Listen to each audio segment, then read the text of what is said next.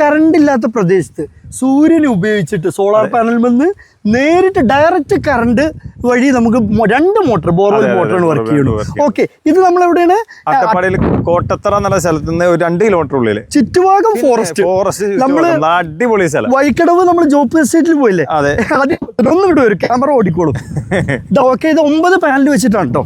9 panel 535 വാട്ടിന്റെ panel 4 വർഷമായിട്ട് ഇവിടെ ഉപയോഗിക്കുന്നുണ്ട്. അപ്പൊ നമ്മൾ ഇതിന്റെ ഒരു അപ്ഗ്രേഡ് ചെയ്തതിന്റെ ഒരു കാരണം കൂടി ഞാൻ പറഞ്ഞുതരാം. ഒന്ന് ഉള്ളിലേക്ക് വരും.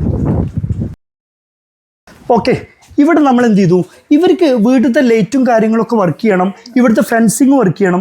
അപ്പോൾ ഇവർക്ക് വേണമെന്നുണ്ടെങ്കിൽ കറണ്ട് പോകുമ്പോൾ ഇവിടെ വീട്ടിൽ ഇവിടെ നമ്മൾ താമസക്കാരുണ്ടല്ലോ, ഇവിടെ പണിക്കാർ, ഇവർക്ക് ഇൻഡക്ഷൻ കുക്കറൊക്കെ വേണമെങ്കിൽ ഉപയോഗിക്കാം.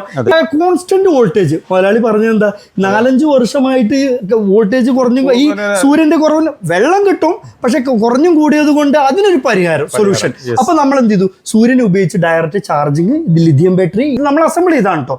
5 kW 5120 വാട്ടർ ഇൻവെർട്ടർ വെച്ചിട്ടുള്ളത് 8 kV ഇൻവെർട്ടർ ത്രൂ ഔട്ട്. നമ്മൾ എന്ത് ചെയ്തു, SMBS 130 വോൾട്ടിന്റെ 16 ആംപിയറോളം ഉള്ള ഒരു SMBS വെച്ചിട്ട് ത്രൂ ഔട്ട് 2 എണ്ണം നമ്മൾ ബോർവെൽ മോട്ടറുകൾ, അത് 1000 അടിയിൽ 600 മോട്ടർ,